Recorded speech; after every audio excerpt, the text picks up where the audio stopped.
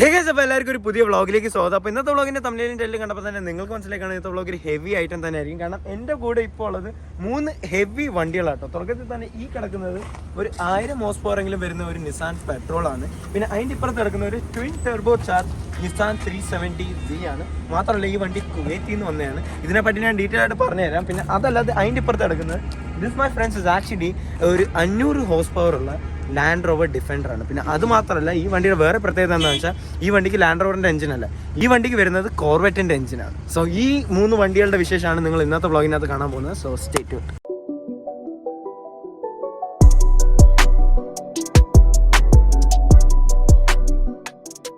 ഒരു start of നമ്മുടെ മുന്നിൽ ഇപ്പോൾ ഇരിക്കുന്ന ഒരു Nissan petrol super safari Y61 ആണ്. ഈ വണ്ടി കാണാൻ എന്ത് ലുക്കാണ്. ഇത് നല്ല ടൂണ്ടും പരിപാടിയൊന്നുമല്ല, ഫുള്ളി സ്റ്റോക്ക്ഡ് ആണ്. പക്ഷേ ഇതിന് വരുന്നത് സ്റ്റേജ് 4ൻ്റെ സസ്പെൻഷൻ, അതായത് ഹമ്പൊക്കെ ചാടുമ്പോൾ നമ്മൾ പോലും അറിയത്തില്ല.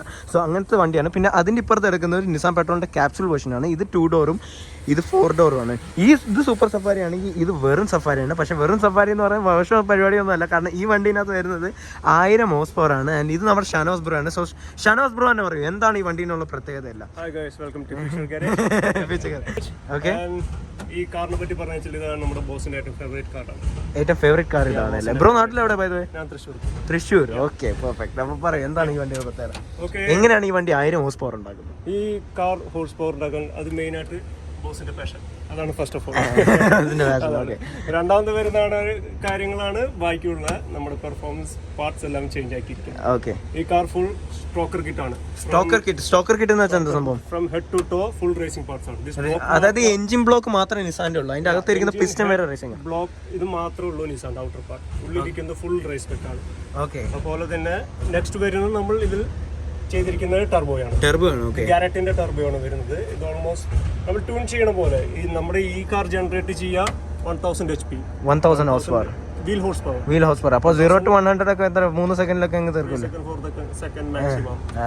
അതാണല്ലേ നിസാൻ പെട്രോളിന്റെ ഗുണം, അതാണ് എഞ്ചിൻ പെട്ടെന്ന് അങ്ങ് ട്യൂൺ ചെയ്തെടുക്കാൻ പറ്റും. ഇത് ഭയങ്കര എന്താ പറയുക എയറോബിക് വണ്ടി. ഓക്കെ, അപ്പോൾ നിങ്ങൾ തന്നെ പറയാം നിസാൻ പെട്രോൾ ആണോ ലാൻഡ് ക്രൂസർ ആണോ അല്ല ട്യൂൺ ചെയ്യാൻ? നിസാൻ ആണ് ഏറ്റവും ബെസ്റ്റ്. എന്നാലും കാരണം എഞ്ചിൻ നല്ല റിലയബിൾ അല്ലേ? Handling, driving, for water purpose നമ്മൾ വിചാരിക്കുന്നിടത്ത് വണ്ടി പോയിരിക്കും. അതിന് മുകളിൽ ഹെലികോപ്റ്റർ ഒക്കെ പോകുന്നത് എക്സ്പേർട്ട് അടക്കാണ്. എക്സ്പേർട്ട് തൊട്ടിപ്പുറത്താണ് ഫ്യൂച്ചർ ഗാരേജും. ഇവിടെ ഉള്ള കാസൊക്കെ കണ്ട വേറെ ലെവൽ ഐറ്റംസ് തന്നെ. ഇവിടെ നമുക്ക് ഒരു ഫോർഡ് മസ്റ്റാങ് ഉണ്ട്, അവിടെ ഒരു സിൽവിയ S13 എടുക്കുന്നുണ്ട്, ഇവിടെ ഒരു കോർവെറ്റ് എടുക്കുന്നുണ്ട്. പിന്നെ ഇവിടെ നമ്മുടെ എല്ലാവരുടെയും ഫേവറേറ്റ് വണ്ടിയാണ് നിസാൻ GTR R34 ഉണ്ട്. ഇവിടെ വേറെ ഒരു കോർവെറ്റ് ഉണ്ട്. പിന്നെ ഇത് ആക്ച്വലി ഒരു സിൽവിയ S13ൻ്റെ ഡ്രിഫ്റ്റ് കാറാണ്. സോ എനിക്ക് ഒരു ഐഡിയ ഇല്ല കേട്ടോ എന്താ നടക്കുന്നത്. എനിക്ക് തോന്നുന്നത് ഒരു RB26ൻ്റെ എഞ്ചിനാണ്. സോ നമുക്ക് വേറെ ലെവൽ ഐറ്റം തന്നെ. പിന്നെ ഇതിൻ്റെ ബാക്കൊക്കെ ഓക്കെ ഫുള്ള് റേസിംഗ് ജെറ്റ് ഫ്യൂലിലൊക്കെ ആയി ഈ വണ്ടി ഓടുന്നതെന്ന് തോന്നുന്നു.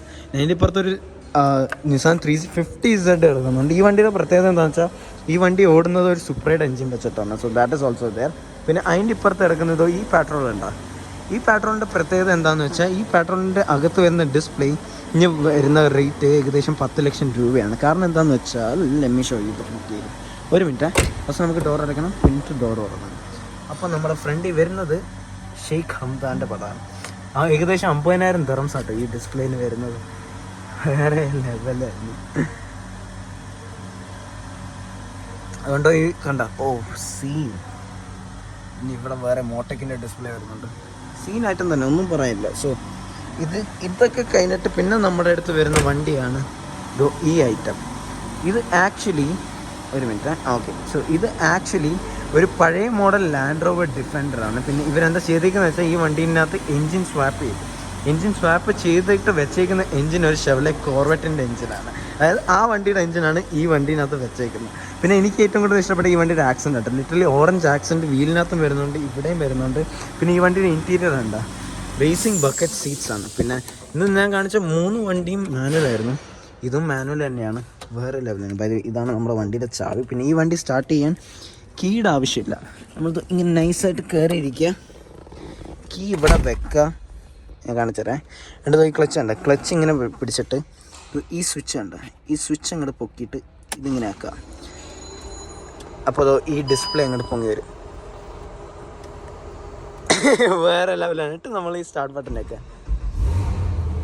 സീൻ ഒന്നും പറയല്ല, വേറെ ലെവൽ തന്നെ. ഇങ്ങനത്തെ ഒരു വണ്ടീനകത്ത് നിങ്ങൾക്ക് മോഡിഫിക്കേഷൻ ചെയ്യണമെങ്കിൽ ഏകദേശം ഒരു 10 ലക്ഷം രൂപ അടുപ്പിച്ച് വരും. ചെറുതായിട്ടൊന്ന് റബ് ചെയ്തോട്, ഒന്നും പറയില്ല. ബൈ ദ വേ പെട്രോൾ ഒട്ടുമില്ല. ഈ പെട്രോൾ അല്ല കേട്ടോ, ഈ വണ്ടി ഡീസലിലാണ് ഓടുന്നത്. സോ അതായിരുന്നു നമ്മുടെ വണ്ടി. പിന്നെ ഈ വണ്ടി ഓഫ് ചെയ്യാൻ ഒന്നും ചെയ്യേണ്ട, ഈ സ്വിച്ച് ഇങ്ങനെ താഴോട്ടാക്കിയാൽ മതി. സീൻ വണ്ടിയാണ്. അപ്പോൾ ഇതാണ് നമ്മുടെ അടുത്ത വണ്ടി. This my friends is actually 2012 model Nissan 370Z. ഈ വണ്ടിയുടെ പ്രത്യേകത എന്താണെന്ന് വെച്ചാൽ ഈ വണ്ടിക്ക് വരുന്നത് ട്വിൻ ടർബോ ചാർജ് എഞ്ചിനാണ്. So that is also A speciality. പിന്നെ വേറെ സംഭവം എന്താണെന്ന് വെച്ചാൽ എനിക്ക് ഈ വണ്ടിയുടെ ഇൻറ്റീരിയർ വല്ലാതെ അങ്ങോട്ട് ഇഷ്ടപ്പെട്ടു. വേറെ ലെവലാണ്, ഫുള്ള് കാർബൺ ഫൈബർ വെച്ചിട്ട്. പക്ഷേ നമുക്ക് എന്തായാലും ഇനി ഈ വണ്ടി ഒന്ന് സ്റ്റാർട്ട് ചെയ്തിട്ട് നോക്കാം.